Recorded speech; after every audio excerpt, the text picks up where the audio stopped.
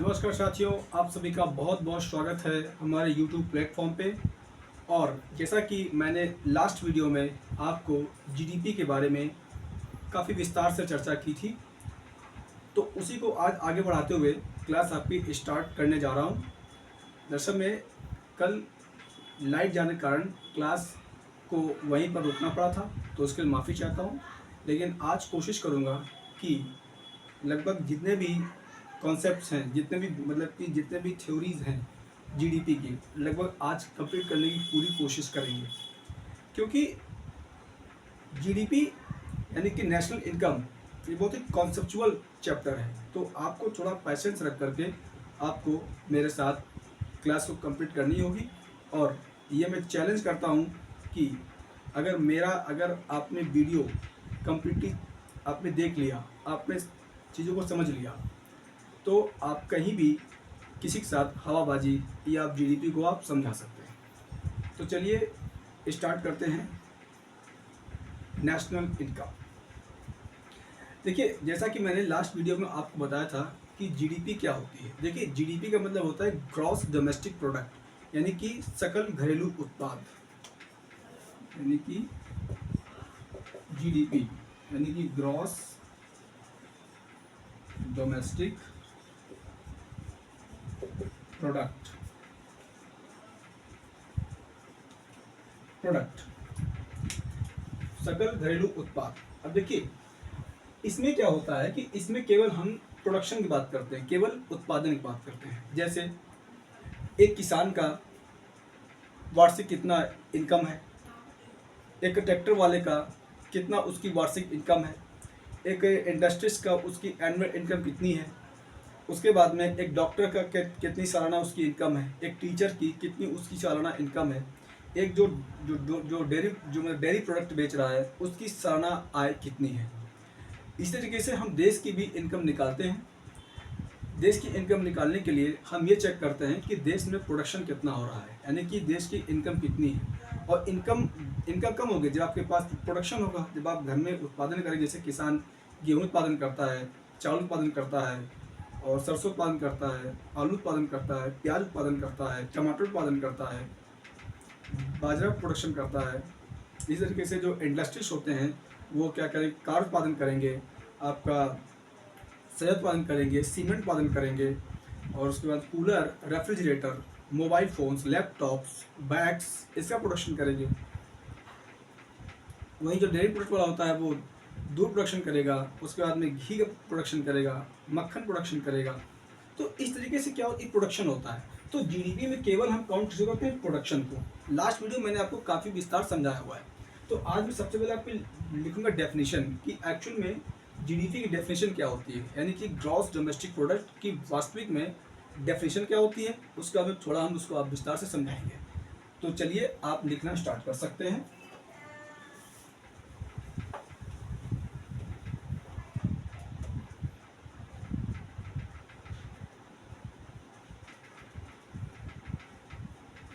आप लिख सकते हैं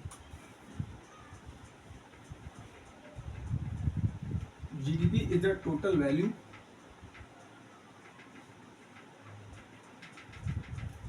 अरे हिंदी में लिखो, एक वर्ष में उत्पादित सभी अंतिम वस्तुओं और सेवाओं का मौद्रिक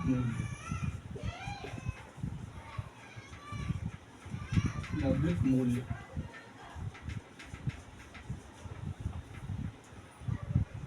जीडीपी कहलाता है। जीडीपी कहलाता है। आप इसको नोट डाउन कर सकते हैं।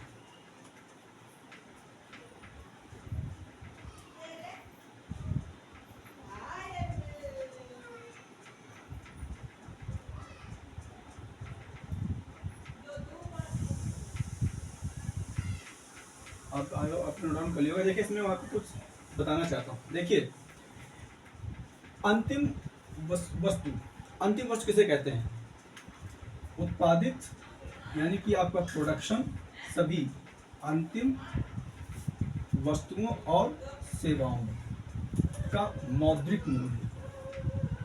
कुछ ये जो वर्ड है, आप एक वर्ष, हाँ एक वर्ष, ये भी इंपॉर्टेंट वर्ड है। अब देखिए एक वर्ष किसे कहते हैं? जैसे सपोज मान लिया कि 1 अप्रैल 2022 से लेकर के 31 मार्च 2023, यानी कि 1 अप्रैल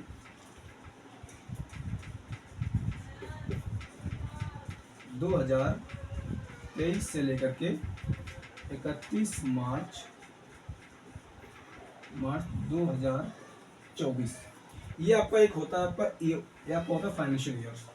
तो मतलब कि एक वर्ष इसको बोलते हैं, यानी कि 1 अप्रैल से लेकर के 31 मार्च तक की मतलब कि दरमियान जितनी भी वस्तुओं और सेवाओं का उत्पादन हुआ है उसे क्या कहते हैं? जीडीपी कहते हैं। अब यानी 1 अप्रैल से 31 मार्च के बीच में भारत में जो भी उत्पादन हुआ है, जो भी उत्पादन हुआ, चाहे विदेशियों ने किया हो, चाहे भारतीयों ने किया हो, चाहे रोबोटों ने किया हो, किसी ने भी किया हो, लेकिन उत्पादन किया हो एक साल के अंदर, एक वर्ष में, ठीक है, ये आपका एक वर्ष रहा। एक वर्ष में उत्पादित सभी अंतिम वस्तुओं और सेवाओं का जो मार्केट वैल्यू है उसे कहते हैं हम जीडीपी कहते हैं। अब देखिए यहाँ पर इंपॉर्टेंट ये है कि अंतिम वस्तु क्या है, अंतिम वस्तु क्या हो सकती है, इस पर थोड़ा मैं आपको समझाना चाहूंगा। देखिए इस चैप्टर को समझने की सबसे खूबसूरती यही है कि अगर इस चैप्टर को समझना है तो थोड़ा आपको पैशन रखना पड़ेगा, थोड़ा पैशन रखते बाद पढ़ना पड़ेगा। मैं पहले डेफिनेशन आपको इंग्लिश में नोट डाउन कर दूं, उसके बाद मैं लिखता हूं। GDP is the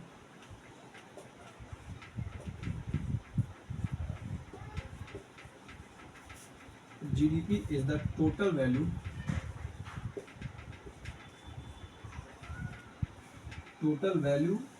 of final and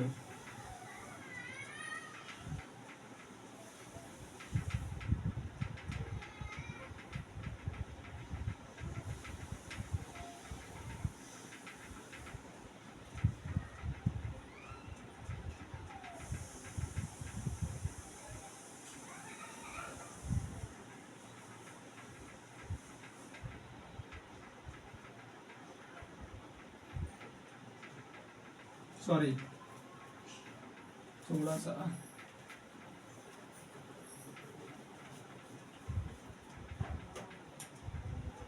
note down कर सकते हैं।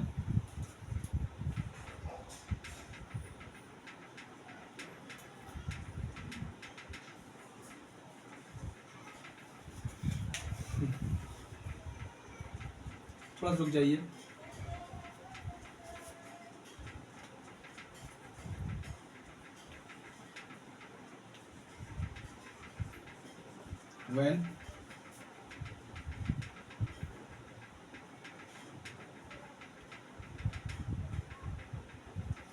when the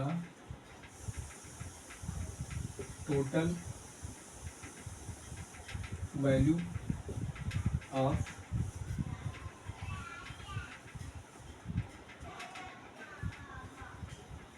goods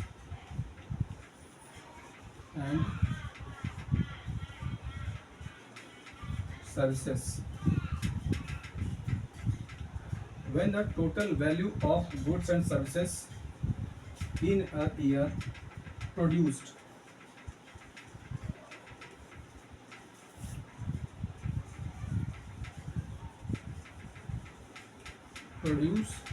in a year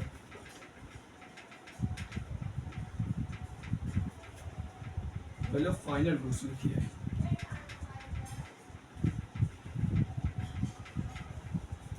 final goods and services produce in a year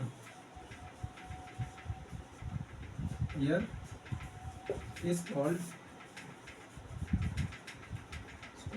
GDP। आप नोट डाउन कर सकते हैं।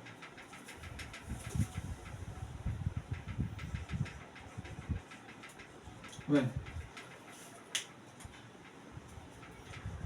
देखिए, तो आपको मैं ये बताना चाह रहा था कि अंतिम वस्तु क्या होती है, यानी कि फाइनल गुड्स क्या होता है। जैसा कि मैंने आपको बता चुका हूँ कि ईयर क्या होता है, इसके बारे में मैं आपको जानकारी दे चुका हूँ। अब मैं बताना चाह रहा हूँ कि आखिरकार ये फाइनल गुड्स क्या होती है, अंतिम वस्तु क्या होती है। देखिए, आप आटा लाए,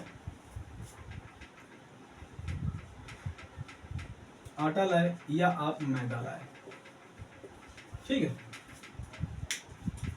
ये आपकी फाइनल अंतिम वस्तु नहीं है, ये आपके इंटरमीडिएटरी आपकी वस्तु है। यानी कि जो आटा आप लाए ये आपका मतलब इंटरमीडिएटरी है, ये आपका भी फाइनल गुड्स नहीं है। अब देखिए अगर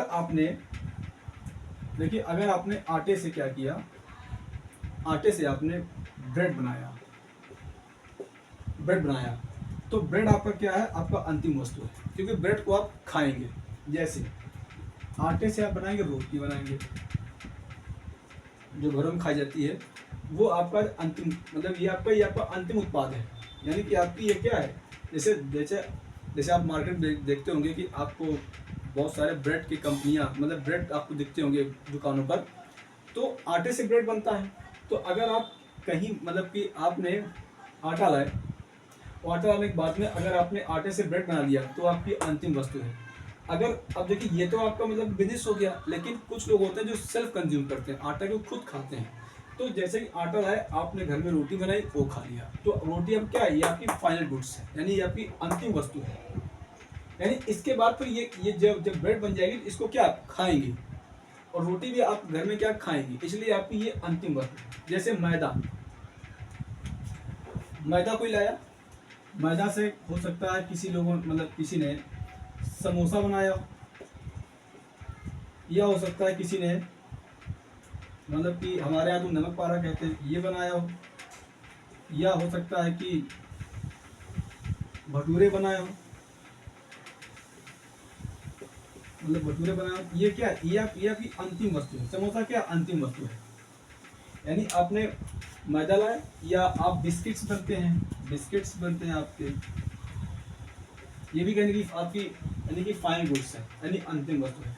मैं आपको ये समझाना कोशिश कर रहा हूँ कि आटा जैसे आपका है, जैसे मैदा आपका है, ये आपका अंतिम वस्तु नहीं है, क्योंकि आटे से हम ब्रेड बना सकते हैं, आटे से हम रोटी बना सकते हैं, मैदा से हम समोसा बना सकते हैं, मैदा से हम मतलब भटूरे बना सकते हैं, मैदे से हम बिस्किट्स बना सकते हैं, और मैदे से हम नमक पारा बना सकते हैं, मैदे से रसगुल्ला बनता है। तो जो, यानी कि अंतिम वस्तु कौन सी, जिसे आप यूज कर सकते हैं, यानी जिसे आप खा सकते हैं, कंज्यूम कर सकते हैं, खा लेते हैं, उसे कहते हैं आपकी अंतिम वस्तु होती है। जैसे दूध, एक एग्जांपल लेते हैं, दूध आपका हो गया, आपका दूध, क्या दूध आपका अंतिम वस्तु है? नहीं है, दूध आपका अंतिम वस्तु नहीं है। देखिए, दूध, अब कोई मान लिया कोई हलवाई वो क्या किया, वो दूध लाने के बाद में उसने क्या किया, खोया बनाया, इसमें डाली चीनी, उसने बना लिया बर्फी, बना ली। अब ये क्या, बर्फी क्या है, ये आपका अंतिम उत्पाद है, यानी बर्फी खाई जाती है, ठीक है। उसके बाद में एक लोग और आया, उसने क्या किया, उसने दूध से आपका बनाया, पनीर बना लिया। तो ये भी कहने की आपकी अंतिम वस्तु है, क्योंकि पनीर खाया जाता है। हो सकता है कि दूध से कोई और, मतलब कि कोई और व्यापारी हो, वो क्या दूध से पहले दही बनाता है, दही से फिर क्या बनाता है, फिर मट्ठा बनाता है, मट्ठे से निकलता है घी, निकलता है, ठीक है। तो ये आपका अंतिम वस्तु है। तो जो हम चीज जो यूज करते हैं, जिसको हम खा सकते हैं, उसे कहते हैं अंतिम वस्तु कहते हैं। तो आई होप आपको अंतिम वस्तु आ गई होगी कि अंतिम वस्तु किसे कहते हैं। अंतिम वस्तु उसे कहते हैं जो चीज कंज्यूम की जा सके, उसे कहते हैं अंतिम वस्तु। और सर्विस क्या होती है, जैसे डॉक्टर ने किसी पेशेंट को देखा, ठीक है, और मेडिसिन दी, उसके बदले में उसको पेशेंट ने उनको पैसा दे दिया,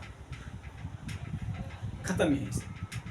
तो ये होता है आपका सर्विस, यानी कि गुड्स, यानी कि अंतिम वस्तु होती है आपकी, यानी क्या, मतलब फाइनल गुड्स होती है, एंड सर्विसेज, और फाइनल सर्विसेज भी होती है आपकी। प्रोड्यूस, उत्पादन एक साल में, उसे जीडीपी कहते हैं, ठीक है। अच्छा, ये तो आपका हो गया मार्केट प्राइस, यानी GDP at market price.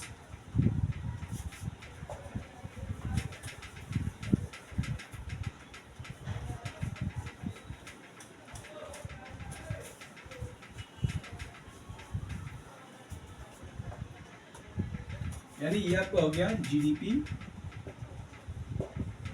Eight market price.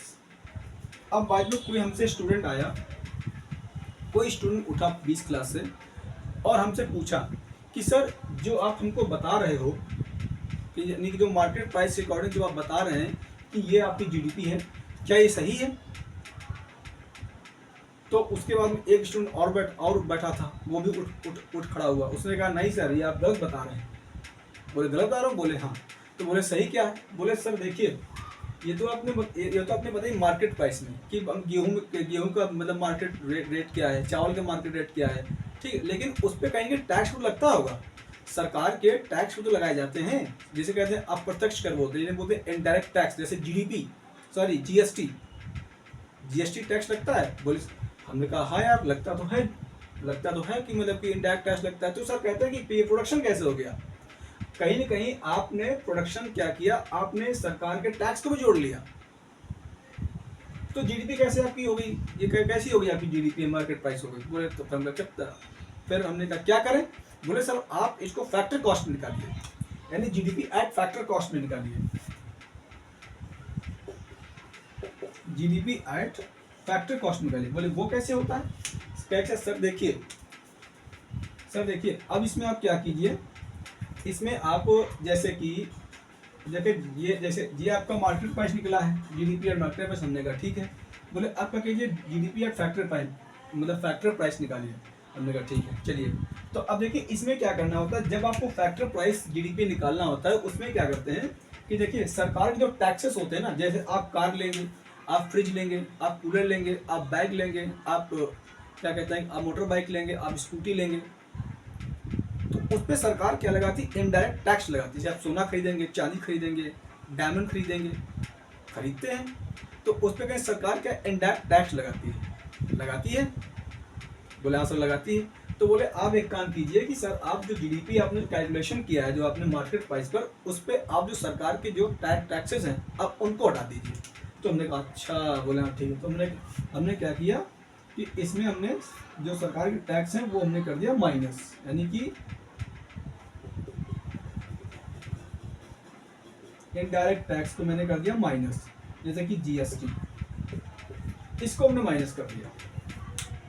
बोले हमने कहा अब तो ठीक है, अब तो कोई प्रॉब्लम आपको नहीं है? बोले नहीं सर अभी भी एक प्रॉब्लम है। बोले वो आपको क्या प्रॉब्लम है? बोले सर प्रॉब्लम सुन आपको बताता हूँ। बोले हम क्या बताइए? तो उसने हमको बताया कि देखिए सर आपने जीडीपी एट फैक्टर कॉस्ट में आपने इनडायरेक्ट टैक्स तो माइनस कर दिया। हमने कहा बोले सर लेकिन कुछ सरकारें क्या होती है वो सब्सिडी भी देती है, सब्सिडी। हमने कहा अच्छा। बोले हाँ। जैसे कि मैं आपको एग्जांपल समझाना चाहता हूँ कि जैसे हमारे देश में यूरिया खाद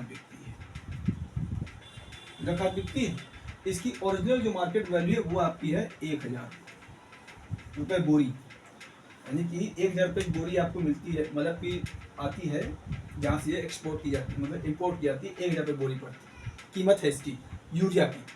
लेकिन सरकार क्या करती है? सरकार इसको क्या करती है? 600 रुपये देती, सब्सिडी देती है। किसको देती है? कंपनी को सरकार इसलिए सब्सिडी देती है 600 रुपये की, ताकि किसानों को ये सस्ती दरों पर मार्केट में उपलब्ध हो सके।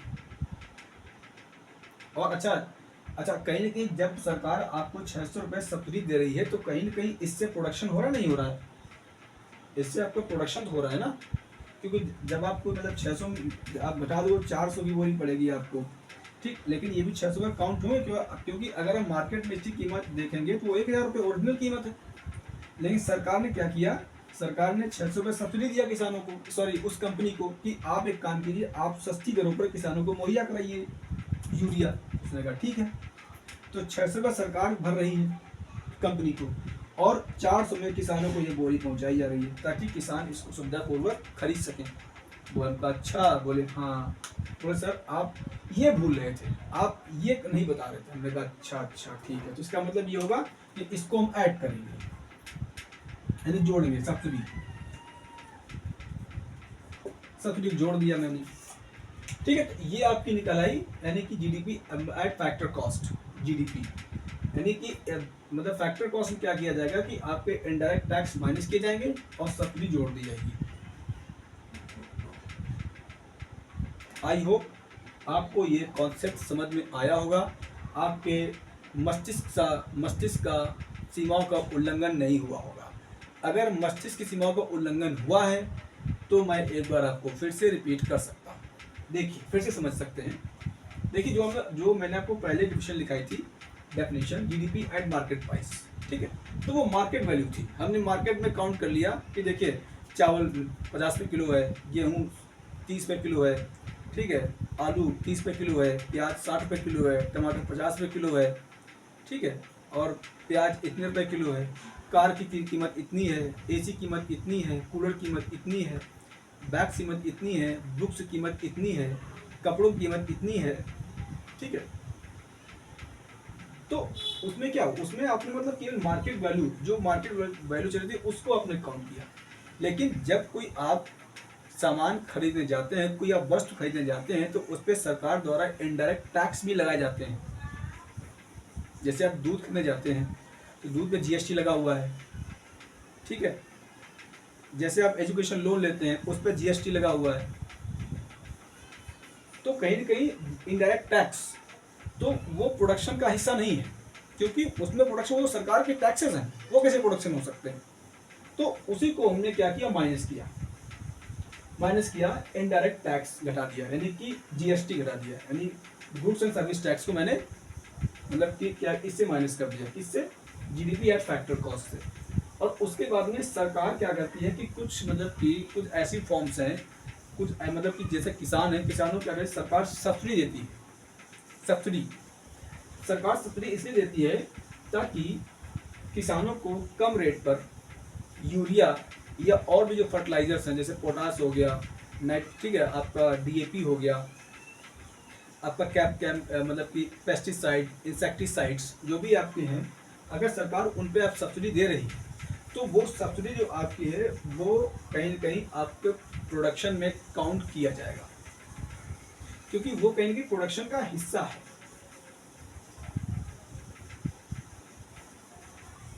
ठीक है, शायद आपको समझ में आया होगा ये कॉन्सेप्ट। ठीक है, तो अब देखिए, पहले तो आपकी जीडीपी एट मार्केट प्राइस, उसके बाद जीडीपी एट फैक्टर कॉस्ट, इसमें minus indirect tax like GST and plus subsidy, यानी कि ठीक है सब्सिडी जोड़ा गया। अब इसमें एक और कॉन्सेप्ट है,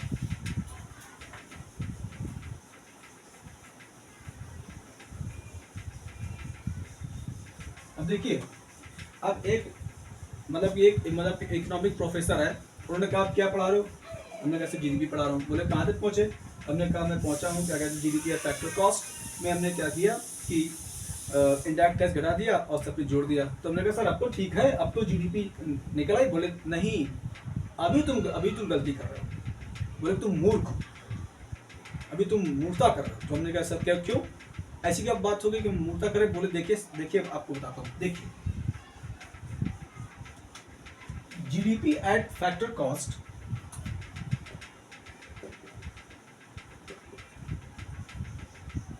ठीक है, जीडीपी एट फैक्टर कॉस्ट में आपने माइनस आपके इंडायरेक्ट टैक्स कर दिया और आपने सब्सिडी जोड़ दी। बोले हम का बोले सर, बोले ठीक, लेकिन फिर भी अभी इसमें कुछ गलत है, अभी कहेंगे कि तुम्हारी इसमें कुछ ना कुछ गलती है। बोले हमका सर गलती क्या है, बोले को बता। उन्होंने कहा देखिए एक चीज बताइए, आपके हम सपोज मान लिया कि 2023 में ठीक है 1000 कुंटल गेहूँ पैदा हुआ। हमने कहा यस सर, और बोले कि इसका प्राइस आपको 25 रुपये। हमने कहा यस सर। तो बोले कितना, 25,000 गेहूँ हुआ आपका। हमने कहा यस सर। अब 2024 में क्या हुआ, 2024 में भी आपने गेहूँ प्रोडक्शन किया केवल 1000 क्विंटल, ठीक है, और रेट और मार्केट रेट था वो था 30,000 रुपये था। हमने कहा यस सर। तो बोले कि आगे आपका गेहूं का रेट हो गया 30,000। हमने कहा हमका सर हमारी जीडीपी 5,000 बढ़ गई। बोले तुम मूर्ख हो,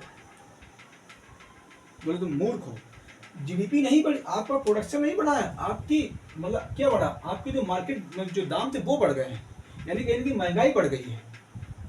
2023 में वही 1000 गेहूं का जो कीमत था वो 25,000 रुपये थी, वही आपने 2024 में भी 1000 कुंटल गेहूँ पैदा किया और मार्केट होती 30 रुपये किलो से, आप 30,000 रुपये आपको कम मिले। आप समझ रहे हैं कि जो 5,000 के जो हुआ इससे हमारे देश की जीडीपी बड़ी। बोले नहीं, बोले प्रोडक्शन तो 100 क्विंटल हुआ, आप 1000 क्विंटल हुआ दोनों साल। यानी कि वो कहने की कोशिश ये कर रहा है कि 2023 में जो जीडीपी मतलब कि जो आपका प्रोडक्शन 1000 क्विंटल हुआ गेहूं का हुआ था, उसका प्राइस था 25 रुपये। तो जब हमने कैलकुलेट किया तो 25 रुपये निकल आया। बोले हमको, मैंने कहा यस सर। उसके बाद फिर कहा 2024 में आपने 1000 क्विंटल तो गेहूँ पैदा किया है, अगर आपने यहाँ 1500 क्विंटल गेहूँ पैदा किया होता और रुपये होता 30 होता, तो मैं आपको मान सकता था कि हाँ कि आपने सच में जीडीपी ग्रोथ हुई, आपने प्रोडक्शन को बढ़ाया है। आपका प्रोडक्शन नहीं बढ़ा, नहीं उत्पादन आपका स्थिर है, प्रोडक्शन आपका बढ़ा ही नहीं, बस क्या हुआ, आपकी मार्केट प्राइस बढ़ गया आपकी। यानी कि आपने कहीं की महंगाई के कारण आपके दाम बढ़ गए गेहूं के, इसलिए आप दिखा रहे कि हमारी 5000 मतलब रुपए जीडीपी बढ़ गई। बोले नहीं, बोले प्रोडक्शन नहीं बढ़ा है, बोले इसको बढ़ाओ। बोले वो सर कैसे किया जाए? तो बोले उसके लिए देखो, उसके लिए एक बेस ईयर होता है। उसके लिए आप एक काम करो, किसी मतलब कि वर्ष से मतलब आज के वर्ष का आप कंपैरिजन करो, तब आपको समझ आएगा कि आखिरकार हमारे देश की जीडीपी कितनी बढ़ी कितनी नहीं बढ़ी।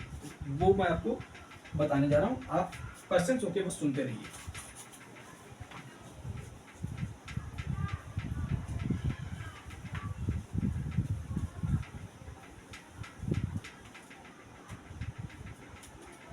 देखिए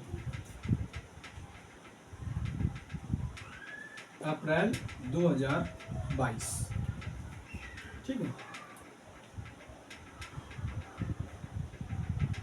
हाँ अप्रैल 2022 और मार्च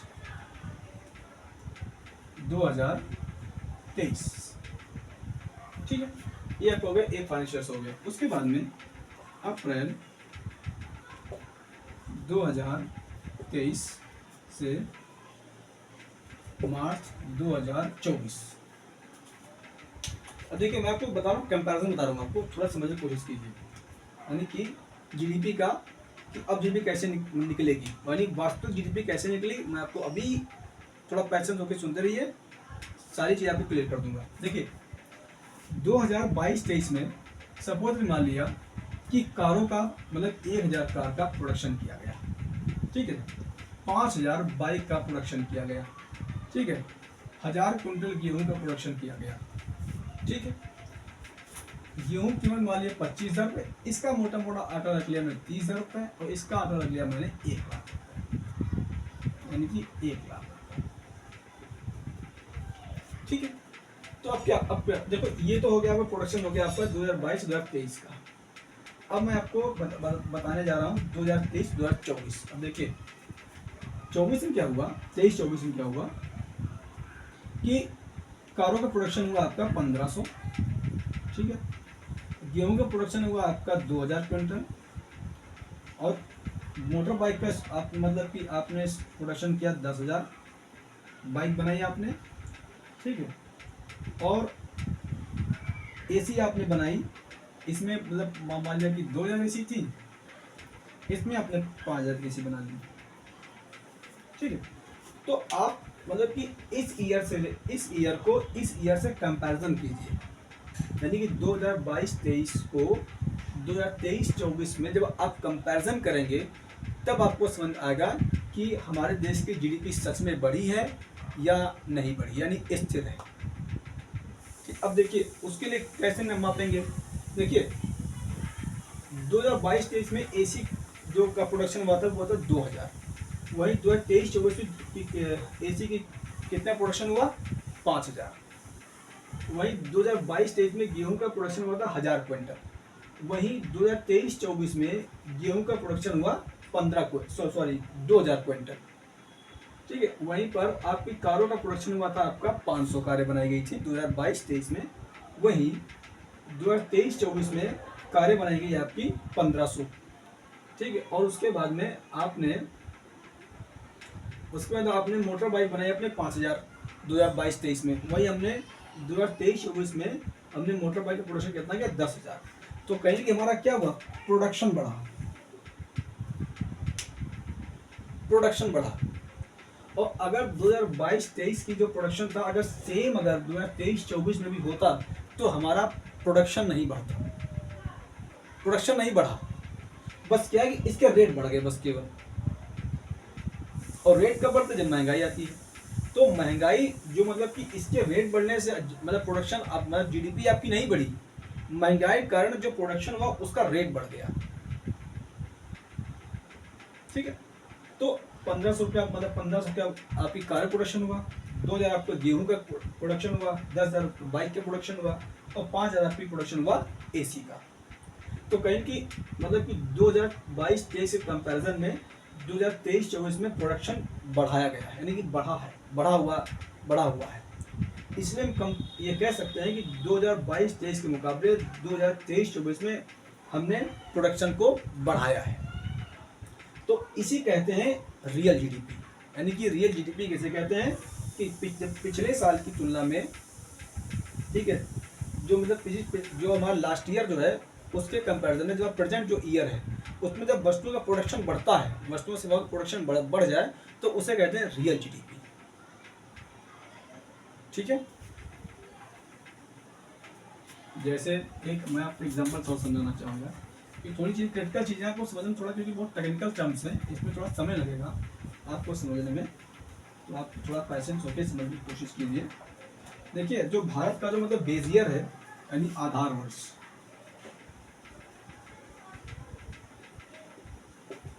यानी बेस ईयर,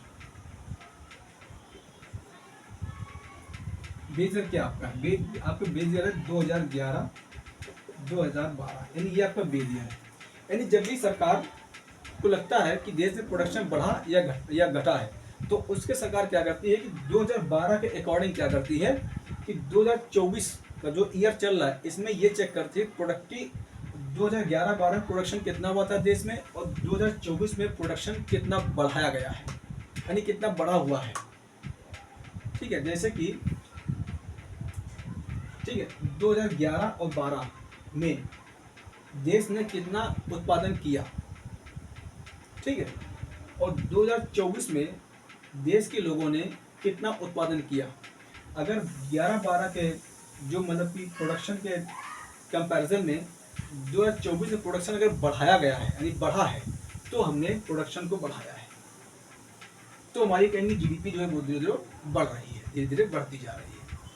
कहने का मेरा मतलब ये है, जैसे मैं आपको 22-23 का एग्जाम्पल दिया था और 23-24 एग्जाम्पल दिया था, तो सरकार क्या करती है 11-12 के अकॉर्डिंग मतलब कि अपने जो है जीडीपी को मतलब कि बेस ईयर मान करके जीडीपी की तुलना करती है कि 2011-12 के अकॉर्डिंग जो प्रोडक्शन हो रहा था 2011-12 में और जो 2024 हो रहा है, क्या 11-12 के प्रोडक्शन से 24 में प्रोडक्शन ज़्यादा हो रहा है या नहीं हो रहा है, या स्थिति बराबर है।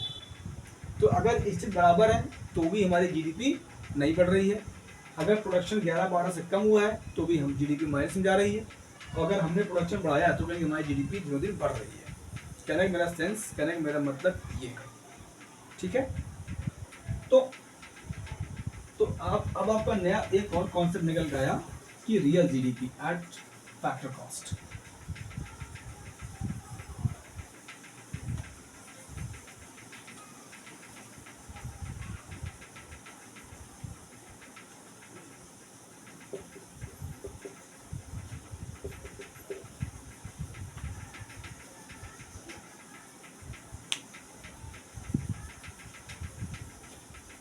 चलिए आज के लिए इतना रहने देते हैं, नेक्स्ट वीडियो में आपको मतलब कि जो भी कॉन्सेप्ट रह गए हैं वो सारे समझाने की कोशिश करूँगा, क्योंकि देखिए थोड़ा ये चैप्टर थोड़ा टेक्निकल चैप्टर है, तो इसमें आपको थोड़ा समझने के लिए आपको थोड़ा पैसेंस रख के समझना पड़ेगा, और इसके थोड़े जो लेक्चर्स हैं वो ज़्यादा हो सकते हैं, इसलिए आप पैसेंस प्रयोग करके आप कॉन्सेप्ट पर फोकस कीजिए, और मेरी पूरी कोशिश रहेगी कि आपको जीडीपी आपके ब्लड में घोल दूंगा।